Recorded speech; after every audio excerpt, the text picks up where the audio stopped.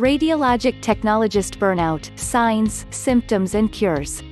As a radiology administrator, I get to keep my finger on the pulse of several radiology departments throughout our hospital system. As a system delegate, I get to travel the country and meet with other imaging directors and exchange stories about current events in our field. There is a disturbing trend gearing up, and it has the formula to be extremely disruptive to healthcare as a whole. An alarming number of radiologists have been experiencing burnout in the last few years. As of 2018, radiology is the 7th highest physician specialty where burnouts are occurring, Kane 2018. This is in stark contrast to its 20th ranking on the burnout list in 2017. If the rads are burning out, you can be sure the techs are right behind them. It is already known through scientific studies that healthcare workers burn out in their jobs at a higher rate than other sectors due to the emotionally taxing interactions between healthcare workers and patients. Singh et al., 2016. An overly stressed radiographer is indicative of an overly stressed radiology department as a whole. Pairing this with our coming baby boomer retirement influx of enormous proportions having an enormous impact, and you have a recipe for epic disaster, Bar 2014. So I decided to probe a little deeper and do some research on what is causing employees to burn out. This article will list the responses of a forum of employees that I queried on what has caused them to burn out in past jobs and what is eating at them now. I will also offer stress reduction techniques and methods for reversing burnout. What is job or career burnout? A combination of emotional, mental, and physical exhaustion caused by a demanding job that reaches an unmanageable level. Burnout is inevitable in any type of work, but those in the medical field face a double threat. Working long hours and doing night shifts are just a few of the reasons that lead to rad tech burnout. Burnout does not only affect the radiographer's job, relationships, and health. It can also adversely affect the patients as well as the organization. What can lead to burnout for a rad tech? Inadequate personnel. Uncontrolled traffic of patients. Unhealthy lifestyle. Ambiguity within the job. Lack of proper training. Unhealthy work environment. Personality traits. Inappropriate equipment. Ineffective leadership. Trauma cases without debriefing. Ergonomics, daily wear and tear on the body. Profitability driving workflow. Expanded work duties. There are many reasons why burnouts occur in individuals engaged in demanding healthcare environments. Radiographers are on the front line of numerous mental and physical stressors. Let us look at them in detail. I will list the potential cause for burnout as the burnout situation, or BS, because we all have to deal with this BS at some point. The BS will be followed by suggested tips to help alleviate the stress and alternative tips just to give you a few more options. Burnout situation, BS, number 1. Inadequate personnel or understaffing. In the radiology world, there's a term we use frequently called skeleton crew. In a sentence, we would say, "We are working with a skeleton crew tonight." Typically that means the team is staffed with the bare minimum number of technologists necessary to cover a low-volume shift. Usually, this is adequate coverage unless the shift volume picks up. It is best utilized on holidays and periods of predicted slow exam volumes. However, problems arise for staff when the administration sees that the team can function at this reduced level of staffing. Then, all of a sudden, it becomes the new norm. This is one of the primary factors that can trigger a rad tech to burnout. It arises due to insufficient numbers of staff in the radiology department on a regular basis. When this occurs, the technologists who are present have to labor more intensively and take on more workload than they can handle safely. Problems it can cause. The main problem besides burning out the employee is the quality of patient care. The quality begins to decrease once the tech no longer has an adequate amount of time to properly see to the full needs of the patient. Understaffed departments start to focus on the bare minimum to get the exam done at the detriment of patient satisfaction. For example, instead of waiting for additional staff to position or maybe hold a patient in the right position, a tech may use sandbags or other tools to position the patient. This is less comfortable for the patient but gets the job done. Or the tech compromises the image quality a little by exposing a patient who can't hold still on their own and the image is a little blurry. Without adequate staffing, the most challenging patients might be imaged suboptimally. The tech has few choices in this scenario. Don't let yourself get to a point where you make a mistake. Ali reported giving an injection to the wrong patient. She shouldn't have been doing this in the first place. She was asked to help out by an athletic trainer who was too busy charting. Ali was trying to be a team player by helping out, but it was not in her normal routine to give this level of care. Needless to say, the wasted injection cost the company $500. Tony reported sticking herself with a dirty needle while working in an exhausted state due to her excessive hours of coverage due to short staffing. Suggested tip: if you feel that your patient care is starting to become compromised by the level of understaffing, bring this concern up at a staff meeting. "My patient care is compromised" is not a phrase that management should ignore. On the contrary, it should give pause to stop and evaluate the situation.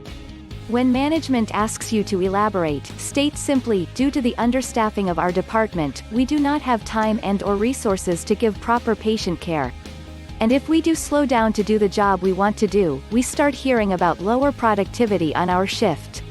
Alternative solution: take your time with each and every patient.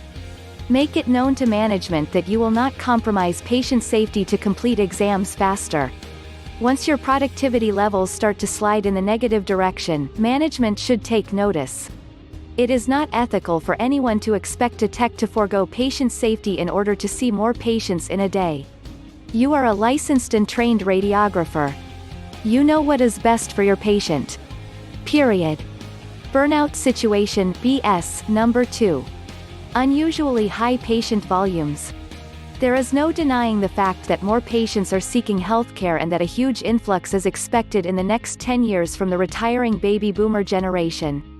This is good news in terms of making a profit from providing healthcare. Staffing levels, however, also need to increase to meet demand. Too often staff expansion is reactive instead of proactive. Administrators wait until the patient wait times become unbearable and people start going to other facilities for care due to extended wait times.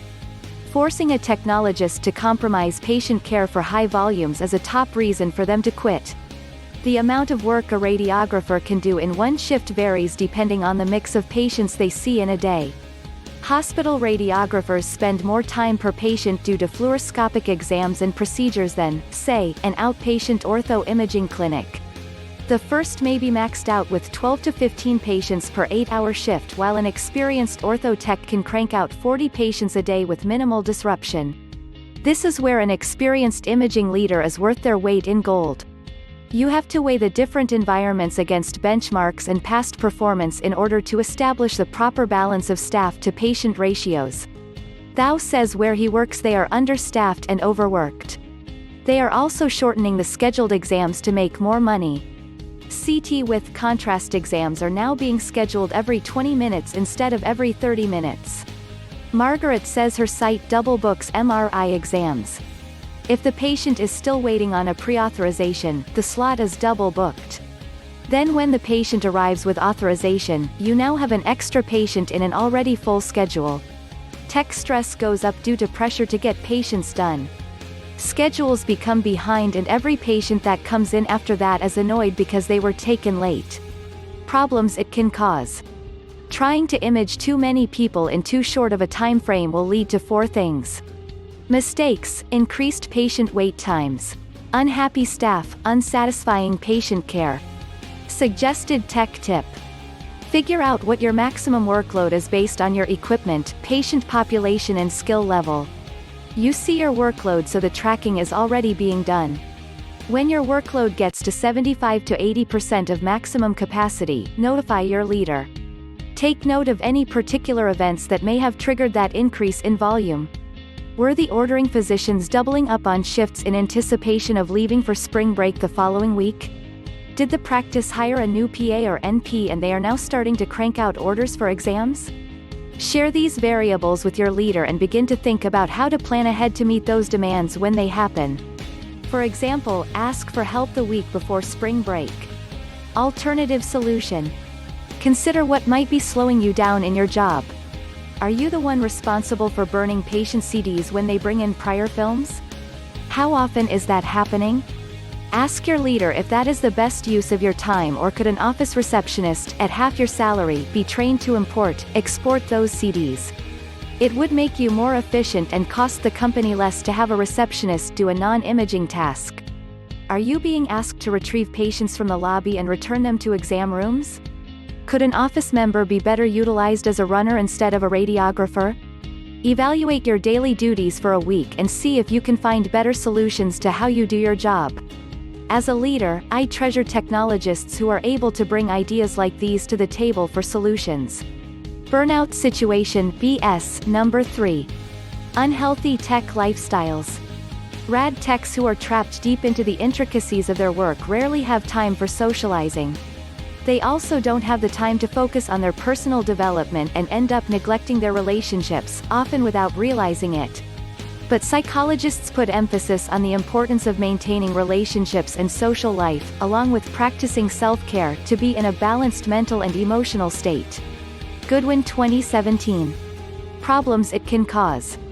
Gorging on junk food and working late nights are not the ideal lifestyle for any individual either.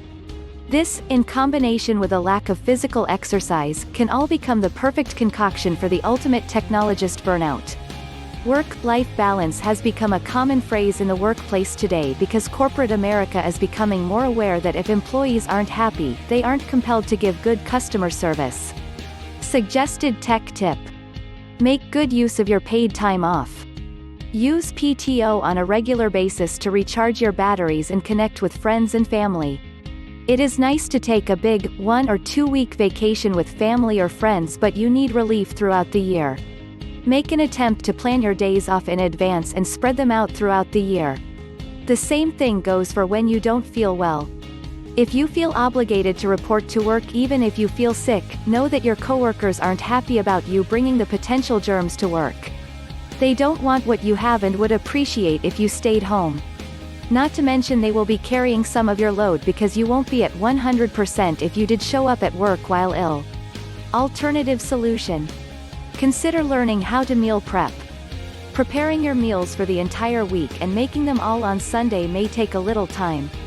But each day when you leave your house, your lunch will already be prepared. It is nutritious, and could help you to lose weight since you won't be eating whatever might be available in the cafeteria or the fast food restaurant next door. Take along some snacks that are healthy to hold you over until lunchtime too. Burnout situation BS number 4. Ambiguity within the job. Radiology departments are often known for ambiguity in the roles. Not having a clear job responsibility can be just as bad as having too much workload. Confusion about the roles and not knowing how to conduct oneself within a job is also known to be a potent ingredient for burnout. Who is in charge? Who is in charge when the leader steps out? What about swing shift after the day shift leader has gone home? Does the night shift have a designated leader? Who covers the outpatient clinic after 6 p.m.? Problems it can cause. This situation can also contribute to rad tech stress as they feel helpless with no amount of control within the job. This can lead to a lack of motivation and also a feeling of neglect as they do not feel sufficiently recognized for their role in their department. If the shift goes well, nobody gets recognized as doing a good job. But if something goes wrong, everyone hears about it, right? Suggested tech tip. Set clear expectations as a team. When a leader is designated, respect that person and position. Do your assigned job to the best of your ability. If you have a newer team member who isn't quite up to speed on a particular type of exam, offer to mentor. See one, do one, teach one. Show them a few times how you do it, then ask them to show you. When everyone on a team is competent and comfortable in their roles, the shift can be crazy busy but still runs smoothly thanks to a team who knows their roles. Alternative solution. Take turns rotating the lead tech position. Own one location of your job. Do you really like the excitement of the traumas from the ER? Take the initiative and offer to be the ER tech for the shift. Let someone else focus on the OR, outpatients, etc. Be proactive in learning more about your job. Read up on current events from the ARRT, ASRT and your local radiologic society.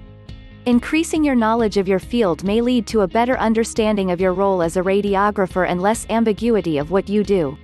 Burnout situation BS number 5. Lack of proper training. Quite interestingly, lack of proper and sufficient training can also be a significant stressor.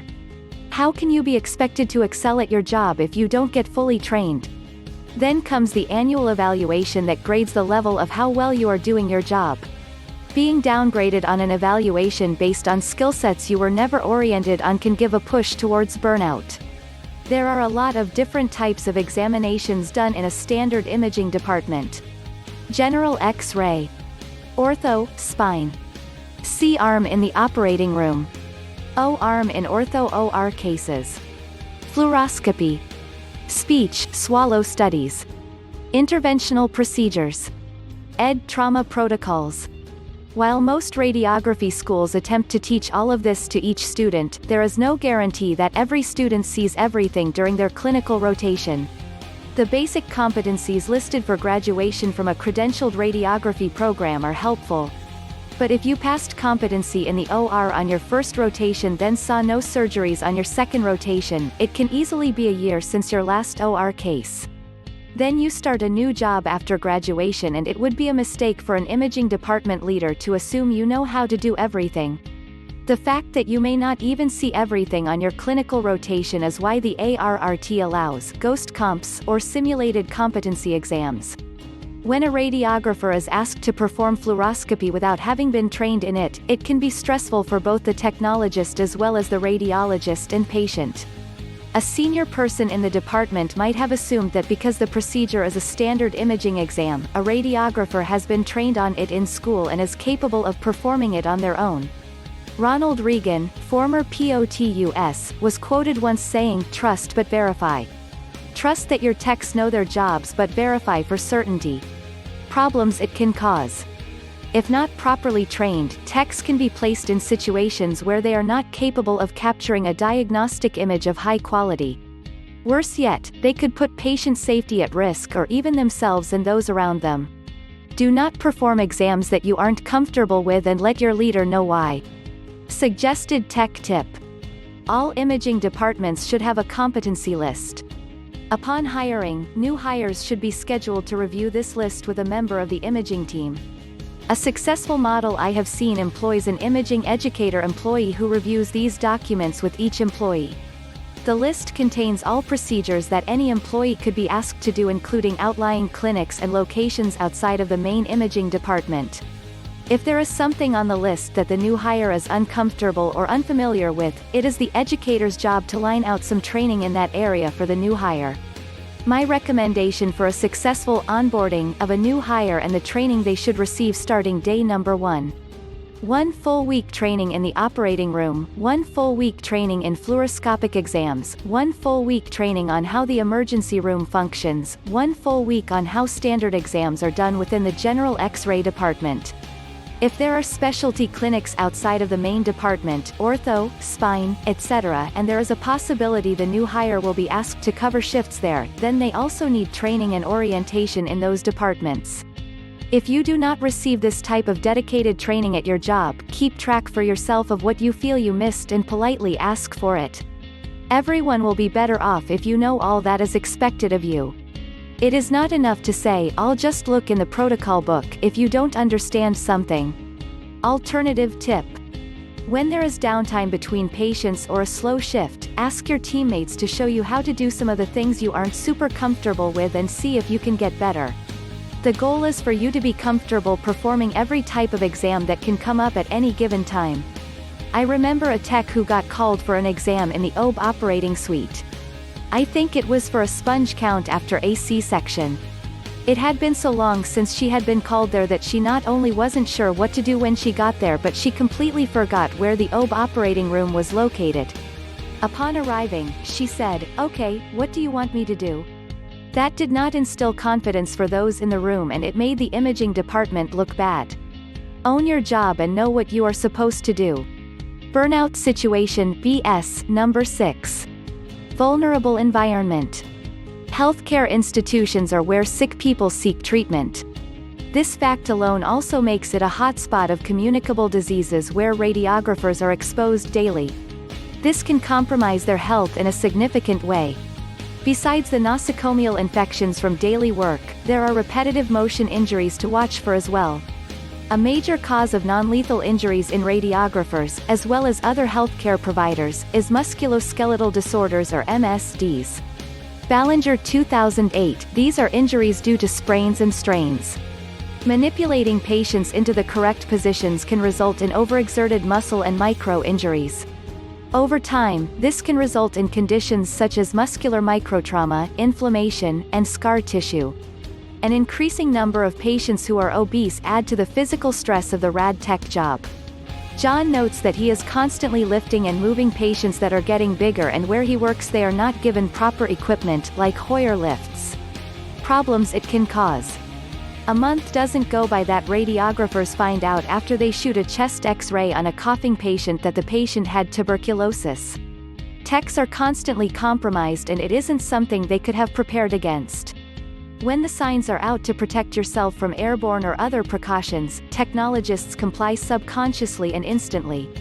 But eventually, something can catch up to you. CDIF and MRSA are a constant threat in our job, but PPE, personal protective equipment, can usually protect us. It's the needle sticks that when we're tired or not following a protocol that can break through the PPE and cause injury. Suggested tech tip. Slow down, take your time, and follow the protocols that are there to protect you.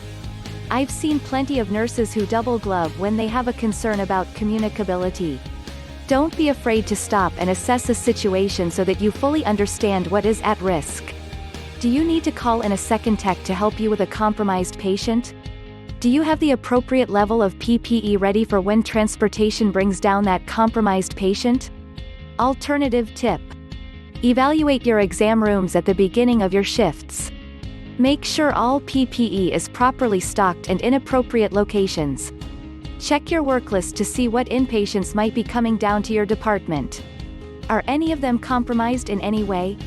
Is it possible for you to do their exam portable so you don't have to bring their germs down to the place you work all day long? Burnout situation BS number 7. Personality trait.